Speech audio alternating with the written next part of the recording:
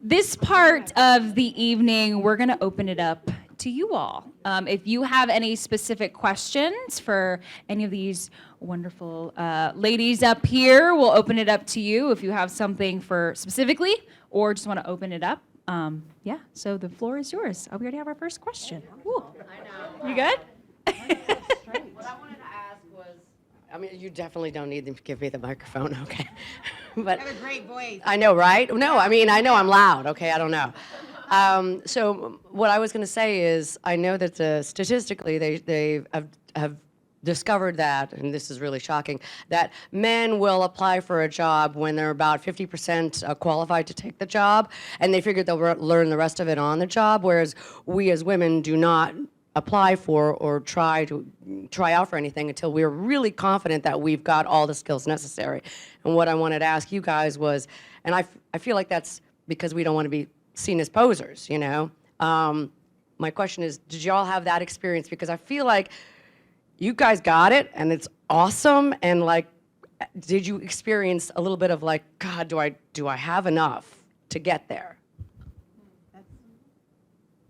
You have an answer. I need to process, but that is such a great question. I'd say yes, yes, and yes. I mean, of course, there's doubts, and I think if you don't have doubts, a little bit of doubt in the position, then maybe that's not the right position for you because you should stretch yourself. But I do find that it's just even in my profession, men seem to just go for it, right, and women are more tentative. And that's when you have to lean in, right? So I'll give you a quick example that happened to me. I'm pretty confident, because I was raised by a single mother. I'm an alpha, all those things you could say. But I still have self-doubt. And in 2005, I was at the Virginian Pilot. I'd started in 1996 and worked my way up, and I was the retail ad manager at the time. And so I had all of the retail teams reporting to me. And the next step would have been advertising director, which oversaw all the employees in advertising. And there were 240 employees. The budget was like 136 million or whatever. It was something like that, right? It was a lot. But prior to me, I ended up getting the role, but at the time, the Pilot was the flagship for the company. And so if you wanted to become an ad director, you'd have to go to a smaller property and prove yourself. Then you could come back and have the opportunity to be the ad director at the flagship. Following me? So I was a mother of 2 small children. I had done all the things, so the next position was the ad director. But I did not want to, nor could I, at the time, move. Well, I could have, but I didn't want to uproot my family and move to Annapolis or Roanoke or Greensboro to prove myself to then come back later and run the ad department at the Virginian Pilot. So this is the self-talk. So and I'd only been in my position as the retail ad manager for 8 months. So the ad director left or resigned, and I was self-talking, and I was talking myself out of it, which women do often. My mentor, one of my mentors, so this is why it's so important to have a mentor. One of my mentors called me. I picked up the phone, and she said, "Are you going to apply for the job?" And I said, "I don't know. I've got, I've only been in the job for 8 months. They're not going to even think about me in this position because I haven't gone and proven myself." And she's like, "No, you need to apply for the job. You have nothing to lose. You could be the first. You're ready. Apply for the job." So I hung up the phone, and literally 5 minutes later, the president at the time walked into my office and said, "Are you applying?" And because I had had that conversation, I was confident, and I said, "Yes, I am, and you'll have my resume by the end of the day." But if I had not had that conversation, even though I knew I could do it, but I was having all this self-doubt, I probably would have been like, not as. So sure enough, I apply. I'm applying against all these, it was applying against other men that had proven themselves, gone to smaller properties, and were trying to get back to the flagship. And I got the job. Because the male president, because, you know, I also am not a believer in male bashing, because I have a lot of great male mentors, male leaders, and I've had some females in my life that were not very nice, right? So I think it's more about the person a lot of times, but anyhow, the president took a chance on me. I was 32 years old, kind of like Lori's story, 32 years old, and given this opportunity to run the flagship. And it's worked out for me. But again, that kind of weaves in a lot of, get a mentor, try not to have so much self-doubt. But that's a great question, because we do. We do that, women do that way more. So you need to have people around you to help you not do that. That was so good. And I have a story that's almost identical about someone in my office that forewent the a cabinet role because she said, I have young kids, I can't do it, I'll just stay in the deputy role.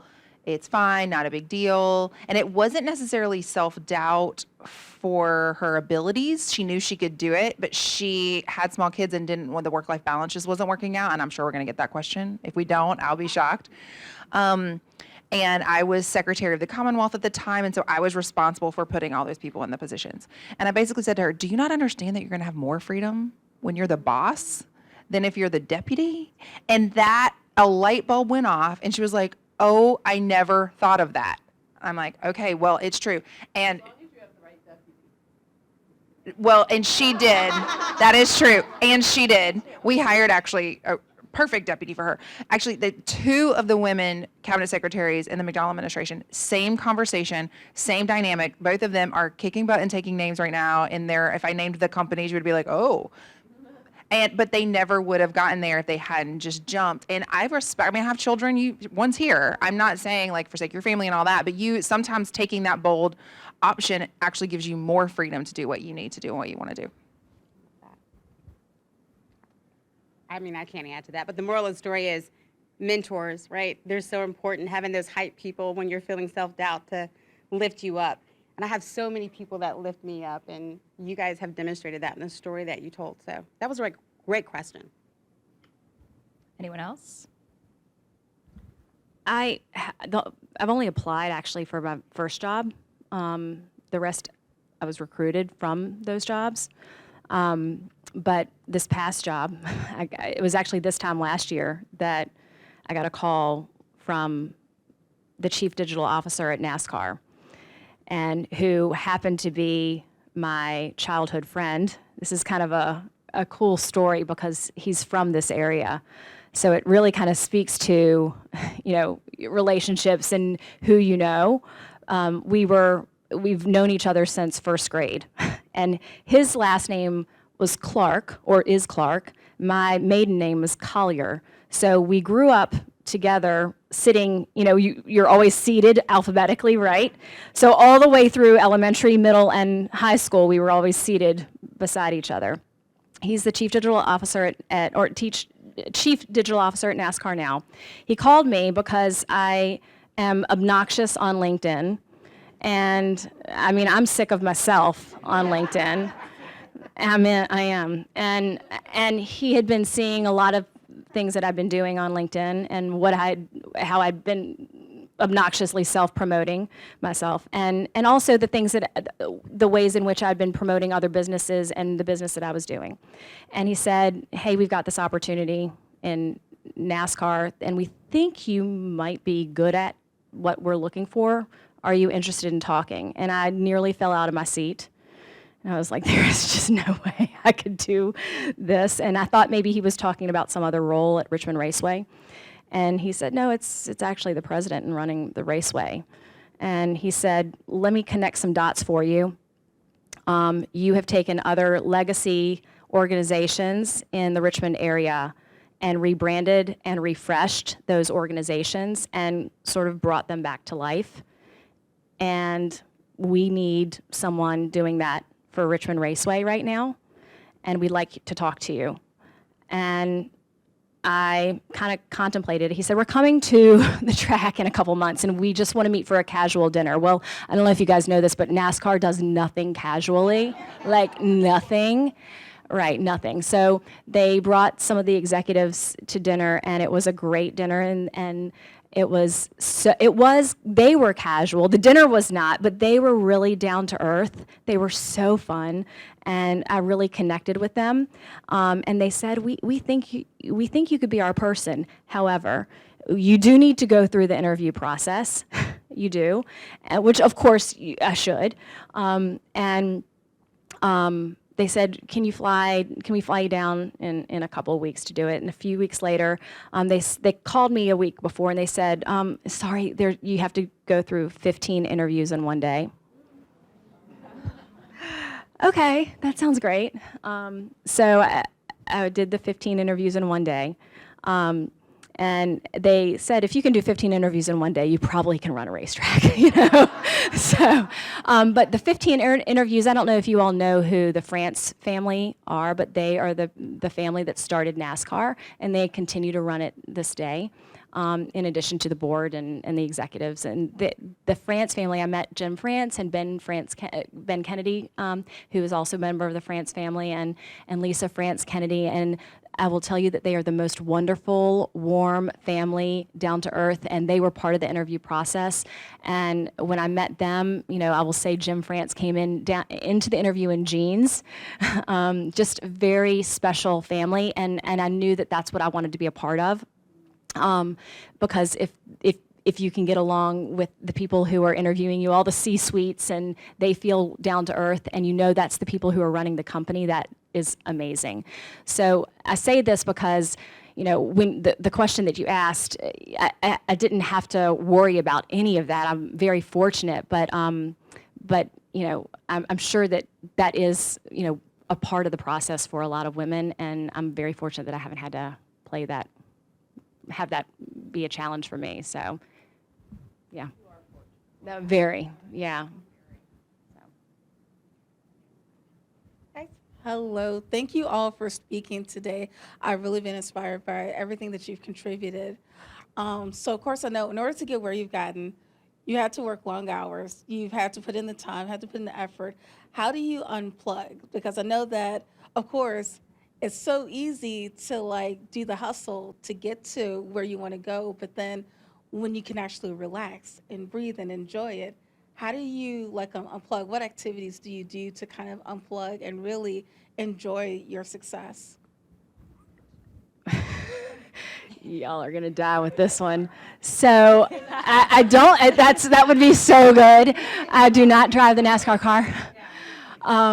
They do let us ride around the track, though. That, you know, and yeah, it is kind of a de-stressor. And by the way, we actually have nights where anyone can come and drive around the track. We call them track laps for charity. You pay $20. It's 5 laps around the track. You drive your own car, and we have one coming up. Right, Lauren and Danielle? They are running them, and these two ladies run those. It's March, blah, blah, blah, we're coming up, so, right? Okay. But, okay, perfect. Thank you. All right, you're in. Yes. But it's always, you can take, yes. We think yes. We will, yes, we think. We'll let you know. Okay. But the way I decompress on the way home, because I have to shut down. So last night I listened to Busta Rhymes on the way home. That's how I decompress. Oh, that's ready for that one, Laura. Lauren knows I like Diddy. that's That's my decompression. a great question. I think it depends on the day. Like sometimes it's a glass of wine. Sometimes I'm binge watching, you know, just a horrific show on Netflix where I don't have to think about it, you know. Sometimes it's, you know, my husband and I will just go have dinner and I'll turn off my phone. It is difficult though when you have so much responsibility or so many people counting on you.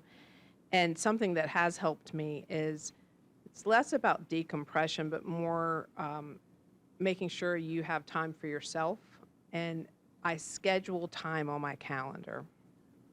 And I will not waver unless there's an emergency. But typically, and that has helped me not work, 80 hours a week. And that's probably been the best thing. And I got that from a mentor, and I started that probably 10 years ago, and that's helped me just get some of my time back and have self-love, self-health, right? Because it's so important. I love that. That's good. I want to talk to you about that Busta Rhyme thing. That's hilarious. And also, my husband's a junkie, so we did the lap, and he was in one of the cars, and he was like a kid in a candy store. So we'll be at the next one. Oh. I want to see your dance moves. I was going to say that's one of the things I like to do in my spare time. You're talking about family balance. That's super hard. I have a story to tell about that. Before I started working for the credit union, I did work for sort of a cutthroat industry. And while the money was great, right, and the job was great, I never had time to enjoy it. And I missed a lot of my children's life. And so when I went to the credit union, and this was way back in the day, so that's not the case this time, but I went to the credit union, I'm like, hey, I need a computer and stuff for the weekend. And they're like, no, when we close, we shut down. And I'm like, well, what am I gonna do? I don't know, mow the lawn. But, and I went home, and on the weekend, I sat down with the children in the living room, and they were like, you're not gonna go upstairs to your office? That crushed me so bad. So I vowed to definitely, and like you said, I literally have to plan to have that balance. And one of the things that I do focus on is when I pull up to my driveway, that phone is off, okay? And if I have to do some business, then I'll sit in my car. But the moment I walk in that door, that phone is off. I've got, 2 adult foster sons that have diverse abilities, and they love 100% of my time. And I want to be able to give them 100% of my time. So I do plan it. I also am a Yellowstone junkie. Don't judge me. Oh, yes. So I do Netflix and binge. But we also have a nonprofit called Stepping Up, and our job is to create this club environment, and I'm on the entertainment committee. So we have monthly events where we all get together, adults with special needs, 18 and up, and we just dance and let our hair down. And I am on the dance floor. That's how I do my steps. And Busta Rhymes is one of my songs, so we're gonna circle back. But yeah, I have to plan, and I know that sounds bad, but I do have to schedule time because we could get into the weeds of work, and it's hard to shut our minds down. So I do sort of plan things out. It does suck you in if you let it. Yeah. I don't understand your question. No, I'm joking. I really don't understand your question. Like, unplug. What is that exactly? So I'll say this. I am a member, an unfortunate member and a fortunate member of the 2 phone club. I have 2 phones with me wherever I go, because when you're in government, you have to have both. So law enforcement, you got 2 phones, personal, private. Lots of folks have 2 phones. Not fun. And it is really, truly, and I think this is how I would say it, this is a season, and maybe that's a cop-out, but truly, I do look at life as at ebbs and flows. And when I am working in the governor's office is an intense season. We knew what we signed up for, and I say we because Tobin had veto power. And she negotiated homework privileges in my office to be able, and that was the decision maker for me to take this job. And so it ebbs and flows. When we're in an intense season, my kids are supportive, and they know this is not going to last forever. This is a season. It's also the General Assembly session, so it's even more intense. And so I think having that family support and just being really open and honest about there's not going to be a whole lot of decompression time in this season with your own friends and family is important. I also say no a lot. I say no about 10 times for every 1 time I say yes. Not to Tobin. I tell you yes a lot. But I could be out at a reception. I just want to make sure she's okay. Toby, do you want to give her your seat, baby?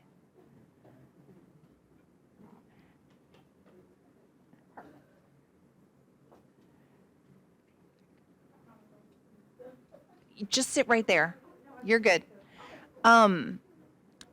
So we could be out at a reception. I'm sure you could be out every night. because you'd be out every single night.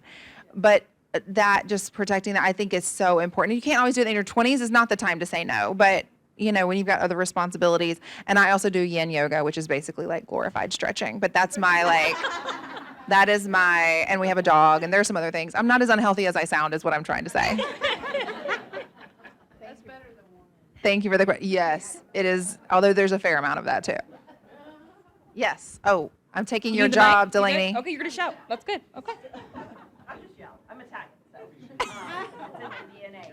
But so along with that question, work-life balance, right? We're all mothers, and in this season, so I have a 17-year-old and a 10-year-old, and it's always, mommy, you're always on your phone, or you have to, like right now. Hey, oh, sorry.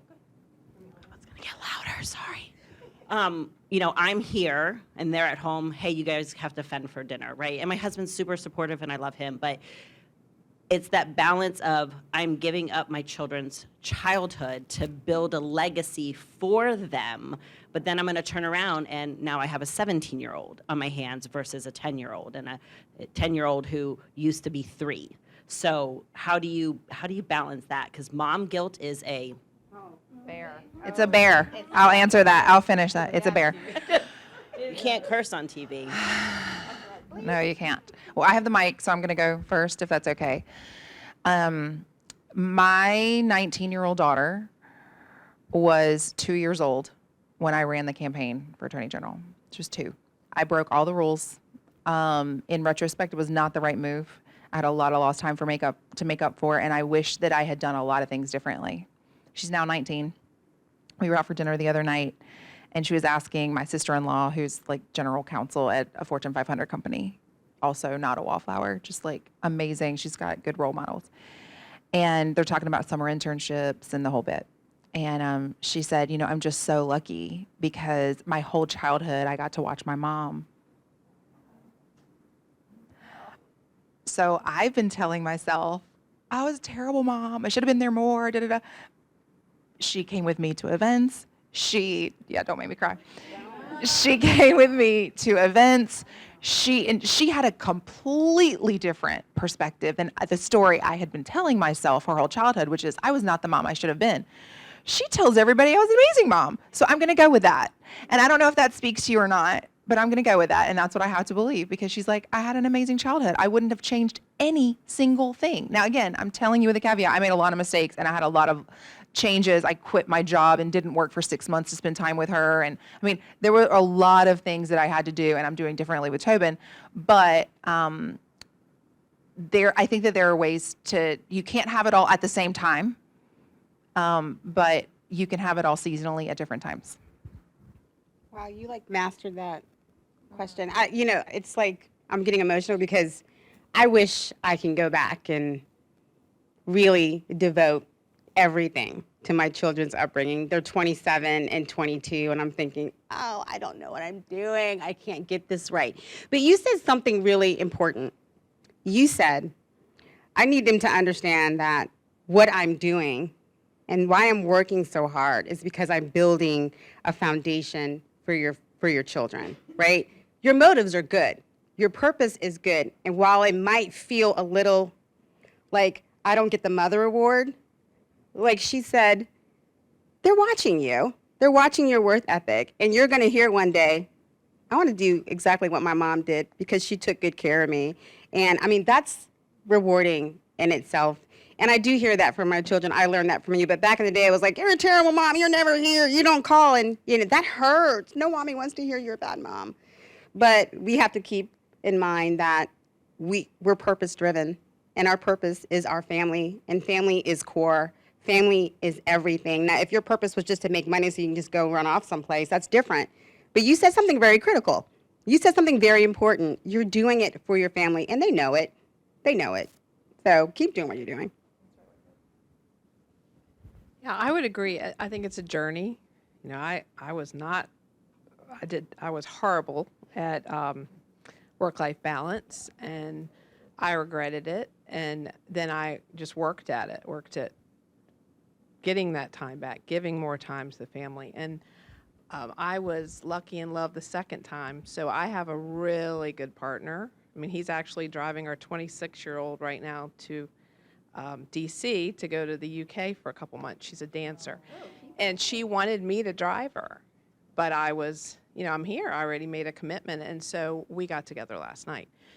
So it's just you have to, again, it's being nimble and flexible enough to make those choices and decisions. But I'll tell you, and she's my oldest, my 26-year-old, and probably from the time she was 5 to 12, I was not around a lot. And I had terrible guilt about that. And she today says that I'm a wonderful mom and a great role model, and she hopes that she can be just like me. And she calls me a bad, and I love it, and she's, hashtag girl power and all those things. And I love that because my mother was the strong female in my life, and she was a single mom, so she couldn't be around, but I had other, she had help, and I have help, so it's really important that it doesn't always have to be you, and know not to beat yourself up, because none of us are perfect, and you just every day try to get better. And I'm a lot better at it now,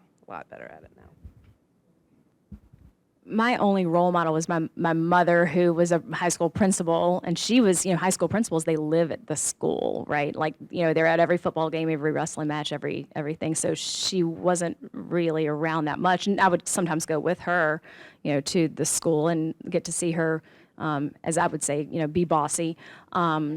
And so that was my role model. I just thought that's how moms did it. You just worked all the time. And so I didn't really have any other example. When my youngest was 3 months old, that's when I became publisher of Style Weekly. And as such, you went to all the events and arts groups and everything. So I sort of worried a little bit that was going to make an impact, but just this week he said, I heard Dad said you have Monday off for MLK Day, and I was wondering if you wanted to hang out with me. We could go to Short Pump and grab lunch. And this is a 16-year-old boy. I'm like, do I? That sounds amazing, So I don't think that's wrong to show them great, strong work ethic, and maybe that's just the justification in my mind and how I'm feeling better about it, but I think it's okay. I look at Lauren, who I work with, and Danielle, I just shared earlier. Lauren has a great work ethic. She's my assistant, but she's also wearing a million other hats at the racetrack. I mean, she's there most days before I get in there and leaves after I leave, which is definitely backwards. But she has this amazing work ethic, but the crazy thing is that her mother also works at the track for us, and her mother ran the State Fair of Virginia for 30 years. So there's a great role model that Lauren has, and look at what she created. So, I think we're setting good examples, right? So. There's a question right there. I'm going to veer off, though. Sorry, ladies. Okay, so we have 4 experts, but I want to ask one question to the other leader in the room, Delaney. So I'm going to give you this microphone back. So I am going to guess, I don't know your age, you're probably one of the youngest anchors in town, possibly. You're on ABC. We all watch WRIC. You're a leader in the marketplace. What's it like to be a leader? You're setting the stage, and a lot of things come. So I'm sorry, ladies. Take a break. And we're going to hear from Delaney, so go up front. Oh, so boy. Get you. Also caught me off guard. That's a good question. I would say, I'm going to come around behind you so back's not to the audience. So I actually started at Channel 8 in 2019 as a reporter. I'm actually born and raised here. I actually went to Deep Run down the road from here. So came back home. And I was very fortunate to report in my hometown, because in the industry, not everyone gets to do that. So that was obviously such a blessing. And now, a year ago, I was anchoring on the weekends for a little bit, and then the opportunity came to anchor weekdays, and I think I almost passed out when Larry and my boss came to me about the opportunity. It's crazy to think a year ago I was in a completely different position, but I have to credit really to the team that I work on. My co-anchor, if you guys watch, John, he is a wealth of knowledge. He's been in a lot of markets, so I get a lot of advice from him. And I think it is a lot of what you guys were saying, relationships. So the team that we work on, you have a different kind of bond when you wake up at 2 o'clock in the morning and see your coworkers without makeup on, hair and curlers. It is a different kind of relationship. But you get close in a way that you may not get with other people, and that trust is really there. So it's been a blessing, and I give credit to the relationships that we build there. Yeah. Thank you for that question, because I was not prepared to answer a question. Do any of you have questions? Yeah, we're actually creeping up there. I'm not going to lie, but it's okay. It's okay. Yeah, you had a question.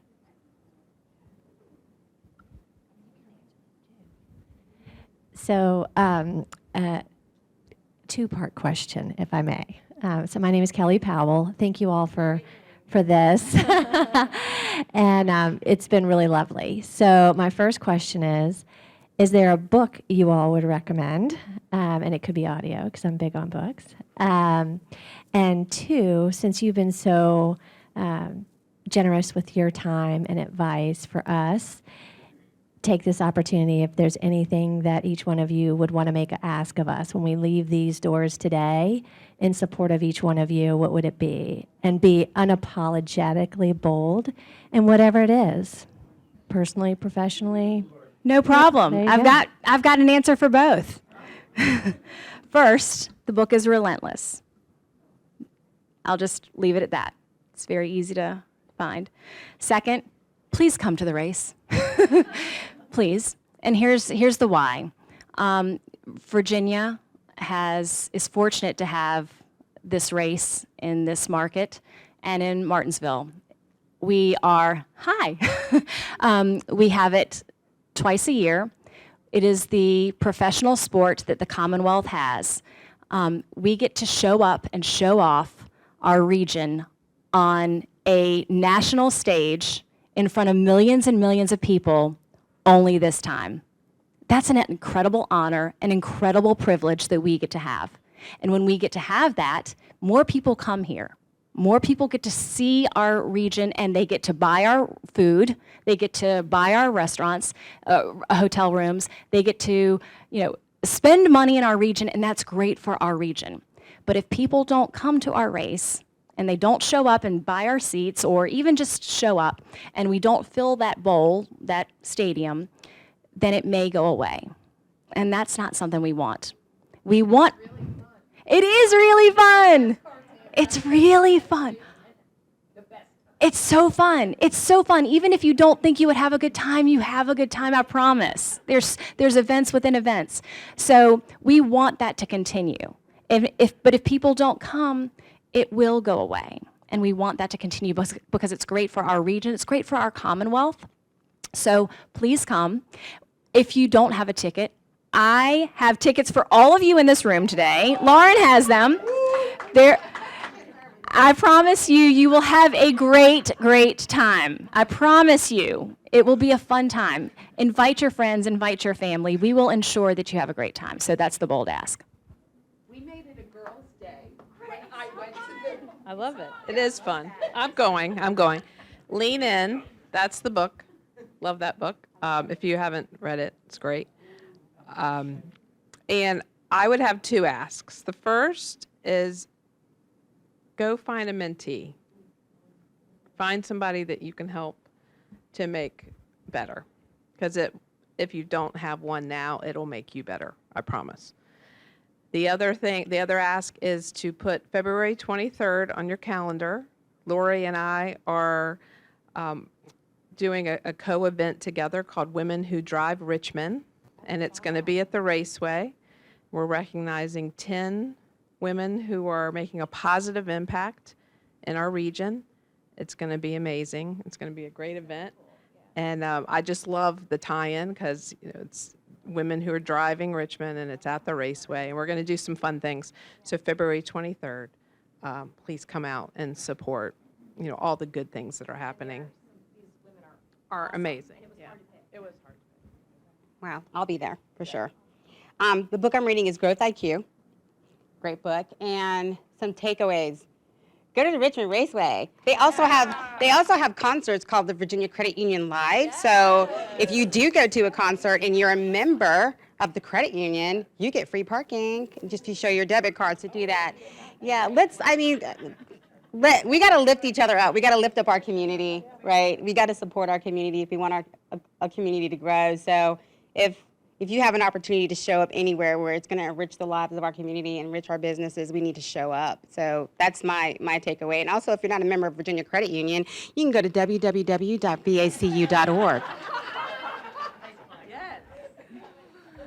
I am already a member, but thank you.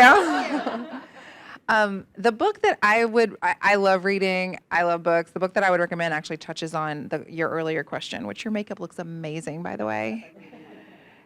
Which is Grit by Angela Duckworth, and it just talks about how at the age of 12, there's all this confidence in young women, and then a lot of it just plummets around that age. But if you do a certain set of things, you keep that confidence up. One of them is playing sports, team sports specifically. A couple of other things in there, and it really speaks to your question. So great question. Good answer. It's a great book. My ask, this is not going to be surprising, and it hits on what each of you has said too, is just to find a way to give back. There are so many kids that need whether you have your own children or not. I feel like our kids in the Commonwealth are a little bit like the Raceway. We need to invest in them. They've been through a really, really, really hard time with COVID. They have not recovered. A lot of them are using fairly unhealthy coping mechanisms, like looking at their phones too much. I don't know where they get that from. It is, I see data in my position all the time. It weighs on me. It weighs heavily on me. But I know that despite the collective trauma that we've all been through with COVID these last few years, there's something called post-traumatic growth syndrome, that you can grow. You can use something that is traumatic, and this gets to the grit question as well, and be better off because of tragedy than you were before. And so, but the key to that growth is those relationships. And one healthy adult in a kid's life can absolutely change their story, change their trajectory, change all the taxpayer money that you spend on all the social programs, incarceration, addiction. All of those things can be fixed with one healthy adult in a kid's life. So that is my ask of you. Are we finished? Is that the last question, or do we have I think more? we still have some time for a couple more questions. Yeah. I know most of you, and I'm really grateful that I do. Lori, I haven't met you, but you've donated to my nonprofit, so thank you. Kelly has become a mentor to me. And Jan, What's your nonprofit? So Two in the Stigma. I got the it. First Lady, yeah. So I'm really fortunate that the governor and the First Lady have taken, because we're talking about fentanyl youth, we're working on education curriculum, in particular an emotion wheel right now, and we're branding that to start talking to kids because of coping mechanisms, trauma, things like that is the first reason you lean towards it. But this is not really the question. So I was an Army wife for many years. My husband, I was stay at home. He did 5 deployments, all 12 to 18 months. So I never worked. Thank you. Yeah, thank you for thanking me. I'm also an Army brat. So I grew up in it, married in it. This is my first time kind of civilian life. So I have not worked for many years, even though I have a PR and marketing background from VCU. I focused on my boys. I have 2 boys that are 14 and 11. I started Two in the Stigma just under 2 years ago, and I work like a dog. 7 days a week, all sorts of hours. And like you're talking about the mom guilt, and I have the worst. Do you guys feel, because you're like the boss ladies, do your children look at you differently when you're out of the home doing work versus your spouses or husbands or significant others? Because my husband will go away for 2 weeks. He's a competitive shooter, and they don't even know he's gone. And I'm out the door one night, and they're like, where were you? Do you guys get that, being the mother? Like, is that any different, being these women in charge? Is that different for you guys? I'm going to answer this quickly. First of all, Yeah, thank you so much for all you do. Do you have a website? I do. 2inthestigma.com. Two, the number 2, And I know what your website is. I just want to repeat it. Okay. To endthestigma.org. Amazing story. Thank you for all you do. You are amazing. I don't want to answer this personally. My husband is super supportive, and I couldn't even pass the microphone on without acknowledging all of the work he makes. Breakfast every morning, dinner every night. He does the lion's share of the child care. Our kids are older now, but still huge. Thank you, Ryan. The fact that your kids miss you is a good thing. That means that you have a bond with them that is pivotal to their growth. It is literally shaping their brain toward relationships and away from their phones. It is shaping wiring their brain and their physiology, neurobiology toward relationships and away from addictions. So kudos to you.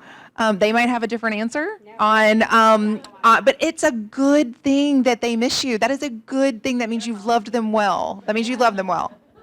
I was going to say the exact same thing. Being missed is a positive thing. I mean, love that. When they don't see you walking, they don't acknowledge you, then it's like, what am I doing wrong? Yeah. But when they're 16, they're just making stuff up to tackle you, get on your emotional strings. But hey, I love being missed, right? It's good to be missed. So that just means you're making a total difference in their life and you matter. And they just remind you of that. So take a bow. Take a bow. Yeah, I would just echo, you're amazing. Yes, you are. You are, and you're doing great things in the community, so thank you.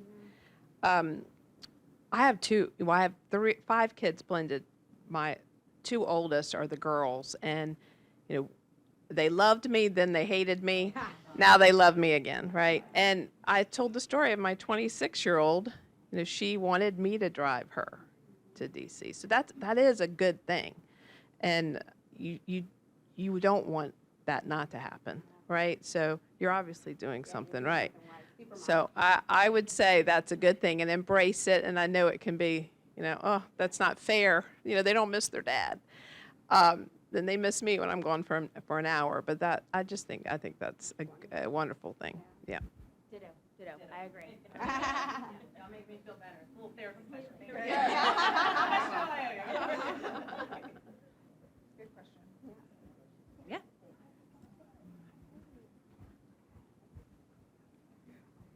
Hello. You guys have been amazing. Loved hearing everything you guys have had to say. I actually have an amazing mother who's here as well, so I'd like to shout her out.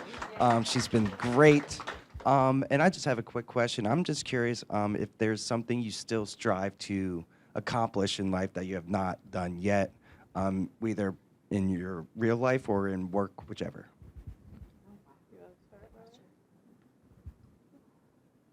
I mean, I'm just always learning. Obviously I'm in a new role. This is completely different, right? So I need to keep learning. Every day you got to learn something new. And I'm learning from, my team. They're teaching me way more than I'm teaching them right now. Learning from this awesome panel. So I think it's just about learning something new and staying humble and,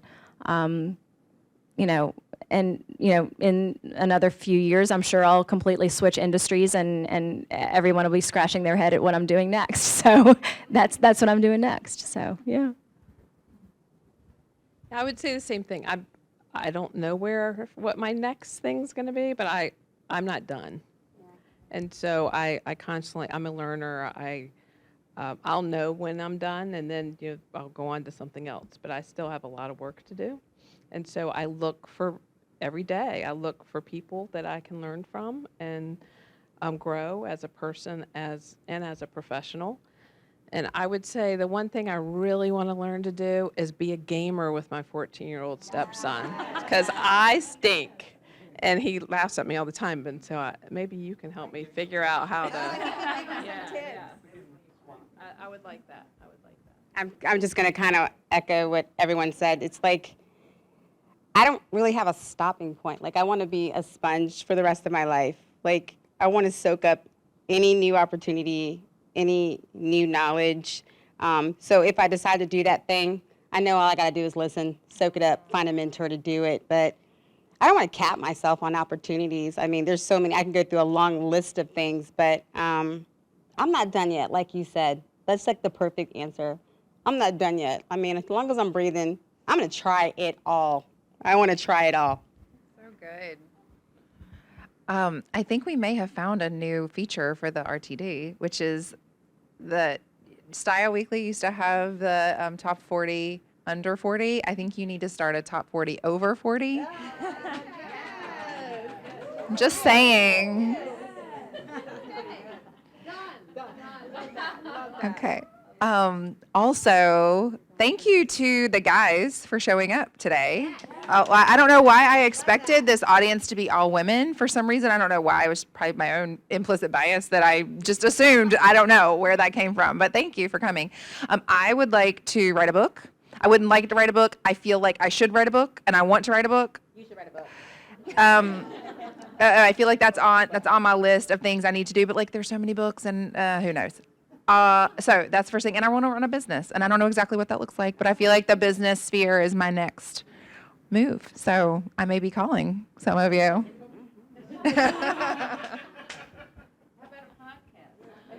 Oh, that's a good idea. And now the younger generation is saying, don't write a book. Don't write a book. Do it for a podcast.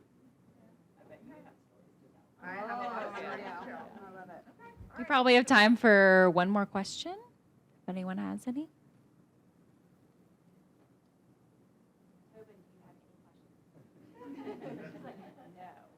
I know all the answers now. Kevin, what's your question? You have a question. Think really hard. What's something that you want to ask for really, well, 3 really smart, successful women? Or do you have any advice for us?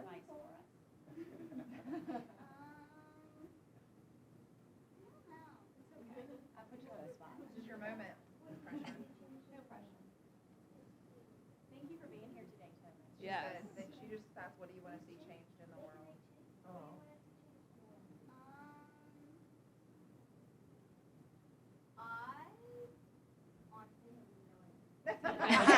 And that's okay.